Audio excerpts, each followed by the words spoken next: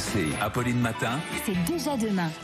6h57, c'est déjà demain avec vous, Anthony Morel. Il est venu avec ses grands purificateurs, Anthony. C'est des sortes Je peux de... me cacher derrière, là. Voilà, vous pouvez vous cacher derrière vos purificateurs. Est-ce que ce serait la solution pour la réouverture des écoles? Purifier l'air avec ces appareils qui sont déployés en masse en Allemagne et en Espagne et qui sont devenus des petits bijoux de technologie. Ah mais oui, alors vous avez des trucs de fou maintenant, ils sont complètement connectés. Vous avez des modèles, ceux que je vous ai apportés, là on peut les piloter depuis son smartphone par exemple. On va recevoir une application pour nous dire qu'il faut changer le filtre. Certains sont même pilotables par la voix, vous savez, avec Alexa à l'intérieur, donc vous parlez au purificateur. Bon, pourquoi pas.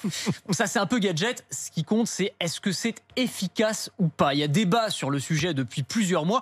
Alors, quand on se plonge un petit peu dans la littérature scientifique, on se rend compte que effectivement, oui, ça a un impact sur la quantité de virus dans l'air, sur les aérosols, à condition de choisir les bons modèles. Des purificateurs, alors on appelle ça HEPA, H-E-P-A, des filtres de haute efficacité en termes de purification et plus spécifiquement des filtres H13, H14. On va pas entrer trop dans les détails techniques, mais en gros, il faut comprendre que tout ne se vaut pas en la matière, donc il faut faire très attention. Et c'est ce qui explique en tout cas ce que montre la littérature scientifique, c'est que ça fonctionne. Il y a notamment une étude en conditions réelles de l'Institut de mécanique des fluides de Munich qui constate une division par 2 des concentrations d'aérosols dans une salle de 80 mètres carrés en l'espace de 10 minutes.